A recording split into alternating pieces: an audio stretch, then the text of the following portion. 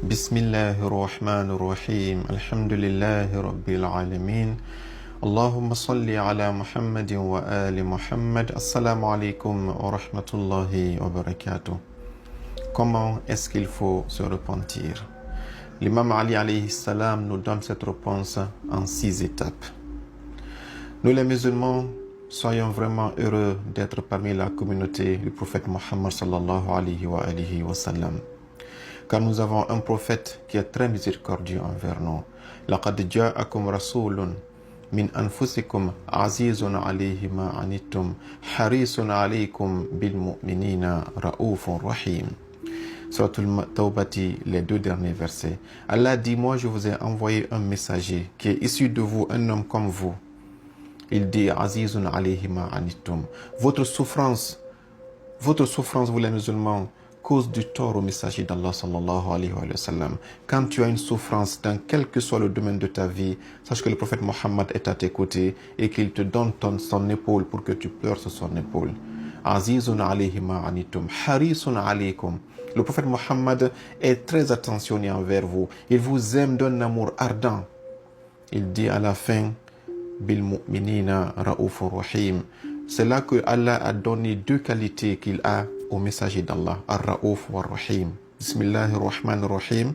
Inna Allah ghafurur rahim. Bil mu'minina ra'ufur rahim. Il dit que Mohammed est affectueux envers vous et il est miséricordieux envers vous.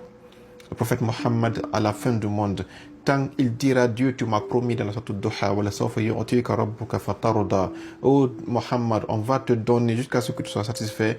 Le prophète dira ce jour-là, Allah, je ne serai pas satisfait tant qu'un seul membre de ma communauté est encore dans le châtiment de l'enfer. Et Allah lui dira donc, viens intercéder en leur faveur. Ça, c'est le premier point. Le deuxième point pour lequel on doit être heureux et fier, nous les musulmans, et dire Alhamdulillah, c'est parce que Allah subhanahu wa ta'ala, il est miséricordieux, mais au sens réel du terme. Il dit dans la sourate Zumar au verset 53, Bismillahirrahmanirrahim, Muhammad, Qul ya ibadi, dis ô mes serviteurs, alladhina asrafu ala anfusihim, ô vous mes serviteurs qui avez exagéré, qui avez commis tellement de péchés, tellement de dépravation des mœurs, de mauvaises choses dans la vie, jusqu'à ce que vous avez atteint le sommet c'est-à-dire, on va dire les profondeurs de la bassesse. Asrafu ala anfusihim. Dis-leur quoi, Muhammad, la taqnatu min rahmatillah. Ne désespérez jamais de la miséricorde d'Allah. Il dit pourquoi? Inna Allah, dis-leur Muhammad, que Allah que je suis, yaghfiru dhunuba jami'a. Allah pardonne les péchés dans leur totalité sans la moindre exception. Vous avez un Dieu que vous dit, venez envers moi. Ya ayyuhalladhina amanu tubu ila Allah. Venez vous repentir envers Allah subhanahu wa ta'ala. Parfois même, Dieu pose la question, afala yatubuna ila Allah? Mais qu'est-ce qu'ils attendent? Ne viennent-ils pas se repentir envers Allah subhanahu wa ta'ala? Voilà un Dieu qui court derrière toi pour que tu reviennes te repentir envers lui. Et il te promet que quand tu te repentis, Inna Allah yuhibbu tawabin. Allah, il aime ceux qui se repentent. Subhanallah. Toi qui avais commis les atrocités, tu as commis les pires des péchés imaginables.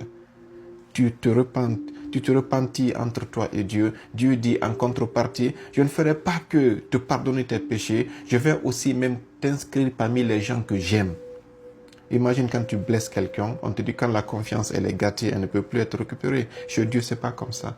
Quand Dieu, tu brises la confiance entre lui et toi, c'est lui qui t'appelle pour te dire reviens envers moi. Et quand tu reviens, non seulement il oublie tes péchés, il les efface, mais aussi il te donne son amour. Mais il ne se limite pas là. Il dit yubaddilullahu sayyi'atim hasanat. Allah va transformer tes péchés là en des tonnes de bienfaits et cela va remplir ta balance pour aller au paradis. Les tonnes de péchés que tu as quand tu te repentis, Allah ne va pas les anéantir dans le néant, il va les convertir en récompense pour toi. Subhanallah. Quand tu avais moins 16, quand tu te repentis, tu as 16. Ça, c'est seul Dieu peut te faire ça. Donc, c'est important que pendant ce mois où Allah chaque jour libère les gens de l'enfer, chaque nuit, avant de te coucher, dis, oh Dieu, si depuis que le mois de Ramadan est arrivé, tu m'as déjà pardonné, alhamdulillah, maintiens-moi sur la liste de ceux que tu as pardonné. Mais si tu ne m'as pas encore pardonné, je t'en supplie que cette prière de Fajr n'arrive pas avant que tu me pardonnes et que tu m'affranchisses de l'enfer comme tu as franchi ce que tu as déjà franchi depuis le mois de Ramadan. Mais comment se repentir? L'imam Ali nous dit, Un jour, quelqu'un était à côté de lui, il a dit Astaghfirullah. Quand l'imam Ali a entendu cela, alayhi salam, il a dit Wayhak, thakalatka ummuk. Il dit mais attention, sois attentionné, t'as dit fais attention à ce mot que tu viens de prononcer. Il lui dit Atadri mal istighfar. Connais-tu ce que c'est que astaghfirullah que tu viens de prononcer? Il dit al-istighfaru darajatul aliyin. Le mot là que tu viens de prononcer là, c'est pas un mot à la légère. Pour le prononcer, il faut avoir dépassé 6 étapes. Et c'est ça qu'on va essayer de découvrir aujourd'hui, Inch'Allah ta'ala. Il dit que astaghfirullah, c'est le degré des hommes les plus élevés d'Allah subhanahu wa ta'ala. Et il dit, wa huwa ismun waqi'un ala sittati ma'anin. Astaghfirullah doit avoir 6 significations. Awwaluha an-nadamu ala ma mada. Le premier, c'est que tu regrettes ce qui s'est passé. Quand tu es fier de tes péchés, quand tu en parles, quand tu es aujourd'hui un grand-père, tu dis aux enfants, vous ne savez pas jouer, nous à notre temps c'était ceci, cela, tu n'as pas encore regretté. Deuxièmement, tu prends l'engagement que tu ne vas plus reprendre. Tu dis astaghfirullah, aujourd'hui tu pleures, mais tu sais qu'après le mois de Ramadan, tu as déjà un rendez-vous avec ta copine, tu es en train de te moquer d'Allah subhanahu wa ta'ala. Il ne va pas accepter cela.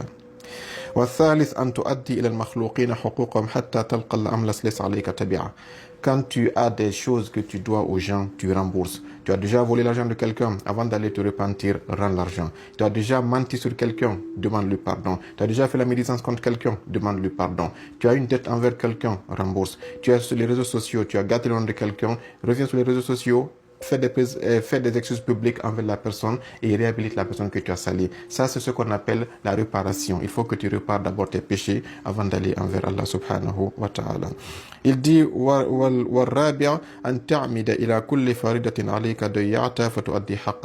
toutes les obligations que Dieu t'a prescrites, les 5 prières, le mois de Ramadan que tu n'avais pas fait depuis que tu as l'âge de la puberté, reviens et de façon graduelle rembourse tout. Tous les zakats, si tu as un pèlerinage que tu avais négligé parce que tu étais riche maintenant, que tu n'as pas fait, fais tout pour que le pèlerinage suivant, tu vas à la Mecque pour que tu puisses enlever toutes les obligations que tu avais en dette envers Allah subhanahu wa ta'ala. والخامس أن تعمد إلى اللحم الذي نبت على السحت فتذيبه بالأحزان حتى يلصق الجلد بالعظام وينشأ بينهما لحم جديد. La 5e étape, c'est la phase de la perfection.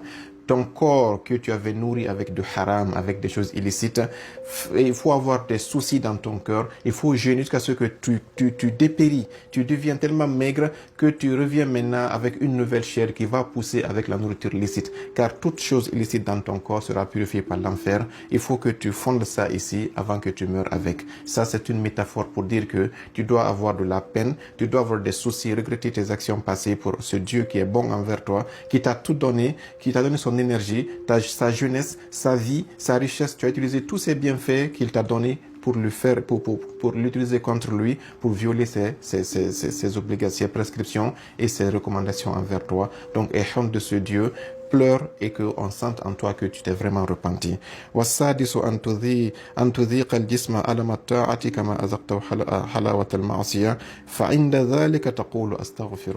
Il dit que ton corps que tu avais vraiment habitué au plaisir mondain, de la drogue, l'alcool, l'adultère, ce même corps-là, maintenant, il faut aussi l'orienter vers les adorations, vers les services, le rendre service à autrui, pour que ton corps-là puisse maintenant goûter aussi à ce qu'on appelle l'effort pour chercher l'agrément d'Allah subhanahu wa ta'ala. Imam Ali dit que si tu fais toutes ces 6 étapes-là, c'est à cet instant-là, taqul astaghfirullah. C'est là que tu as droit de dire astaghfirullah une seule fois.